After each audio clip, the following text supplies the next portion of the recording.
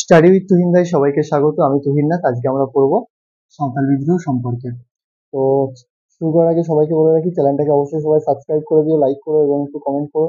আর share তো একটু করতে হয়, তো শেয়ার একটু করে দিও, নাহলে চ্যানেলটা ছড়াবে না, ভিডিওগুলো তোমাদের বন্ধুদের কাছে পৌঁছাবে না।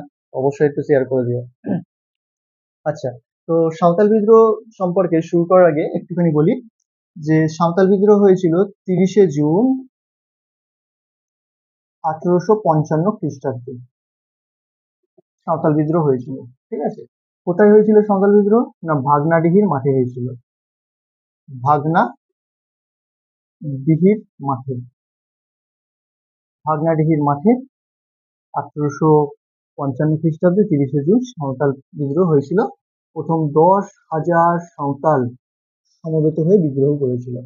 তো সাঁওতাল বিদ্রোহ কেন হয়েছিল? না, সাঁওতাল বিদ্রোহ হওয়ার পেছনে মেন কারণ ছিল হচ্ছে ব্রিটিশদের অত্যাচার। তো 1757 খ্রিস্টাব্দে 23শে জুন পলাশির যুদ্ধে ইংরেজরা বা ব্রিটিশ ইস্ট ইন্ডিয়া কোম্পানি জয়লাভের পরে একটানা ভাবে এই সাঁওতাল, কোল, মুন্ডা, ভিল বিভিন্ন উপজাতির উপরে একটানা তারা শোষণ করতে থাকে, অত্যাচার করতে থাকে। তো আমরা তার পরিপ্রেক্ষিতে বিভিন্ন বিদ্রোহ দেখতে পাবো। তো সাঁওতালরা হচ্ছে সেরকমই একটা উপজাতি যাদের উপরে এইরকম ব্রিটিশ ইস্ট ইন্ডিয়া কোম্পানির একটানা অত্যাচার হয়েছিল। সেই অত্যাচারের পরিপ্রেক্ষিতে দীর্ঘদিনের পুঞ্জীভূত ক্ষোভ 1855 খ্রিস্টাব্দে একটা বড় সড়ো একটা বিদ্রোহের মধ্যে দিয়ে বেরিয়ে আসে বা বহিঃপ্রকাশ হয়। তো আমরা দেখতে পাবো যে সাঁওতালদের মধ্যে সাঁওতালদের উপরে যেরকম অত্যাচারগুলো হতো, যেরকম যখন রেল কোম্পানি তৈরি করা হচ্ছে বা মানে রেলপথ বিছানো হচ্ছে, তখন সাঁওতালদের ঘরবাড়ি পুড়িয়ে দেওয়া হতো। লাইন তৈরি করার জন্য সাঁওতাল রমণীদের জোর করে তুলে নিয়ে যাওয়া হতো কোম্পানির কর্মচারী দ্বারা। তারপরে গরু বাছুরকে জোর করে তুলে নিয়ে চলে যেত। এই ধরনের অত্যাচার করা হতো সাঁওতালদের উপরে, বাড়িতে আগুন লাগিয়ে দেওয়া।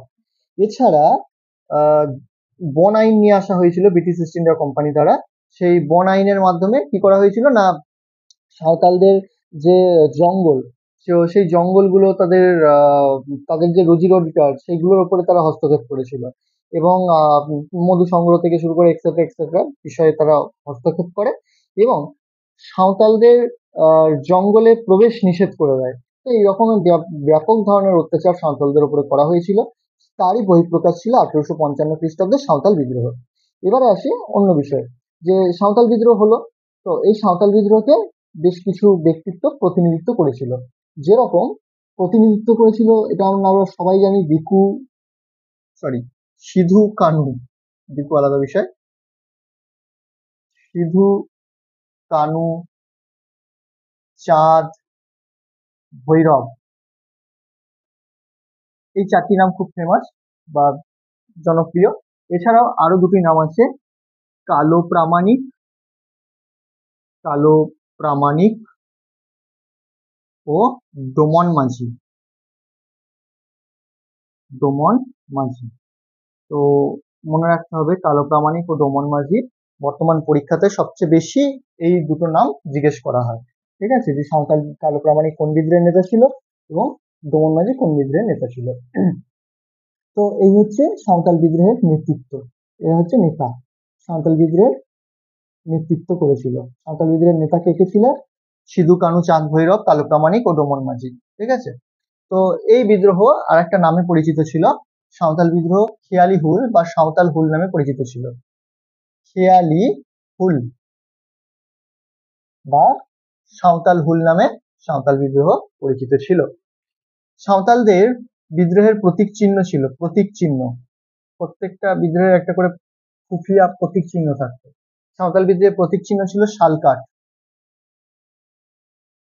সাঁওতাল বিদ্রোহের প্রতীক চিহ্ন ছিল শালকাঠ। যেরকম মহাবিদ্রোহের প্রতীক চিহ্ন ছিল হচ্ছে পদ্ম এবং রুটি, সেরকম ভাবে সাঁওতাল বিদ্রোহের প্রতীক চিহ্ন ছিল কি? শালকাঠ। সাঁওতালরা বহিরাগতদের দিকু বলে অভিহিত করত। সাঁওতালরা বহিরাগত, যারা বহিরাগত ছিল, বাইরে থেকে সাঁওতাল পরগনায় আসতো, সাঁওতালদের উপর অত্যাচার করত, সেই বহিরাগতদের সাঁওতালরা দিকু বলে অভিহিত করত। আচ্ছা, সাঁওতালরা কোথায় থাকতো? না, সাঁওতালরা পাহাড়ের প্রান্ত দেশে থাকতো। পাহাড়ের প্রান্ত দেশ।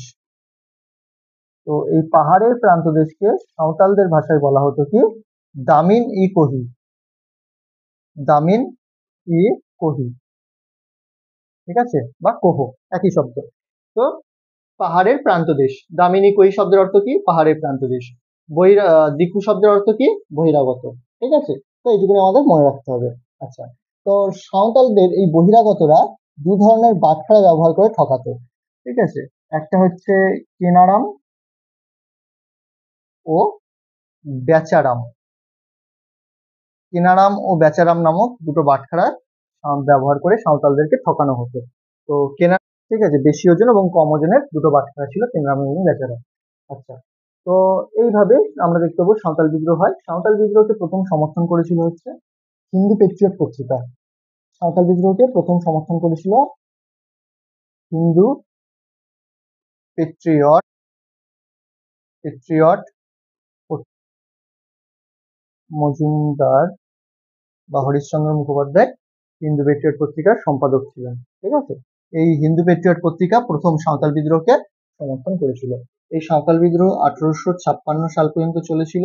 10,000 থেকে ক্রমে সাঁওতাল বিদ্রোহীদের সংখ্যা 50-60 হাজারের হয়ে যায়, লাফিয়ে লাফিয়ে বেড়ে যায়। তো বহু 30,000 সাঁওতাল প্রায় নিধন হয়েছিল, তাদেরকে মেরে ফেলা হয়েছিল। তো 1856 খ্রিস্টাব্দে এই বিদ্রোহটা দমন করা হয় এবং মার্শাল ল জারি করা হয়।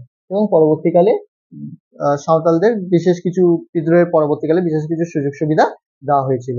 তো এখানেই সাঁওতাল বিদ্রোহ আজকে গুরুত্বপূর্ণ বিষয়গুলো আলোচনা করলাম। সবাইকে ধন্যবাদ। ভিডিওটা ভালো লাগলে সবাই লাইক করো, শেয়ার করো এবং কমেন্ট করো।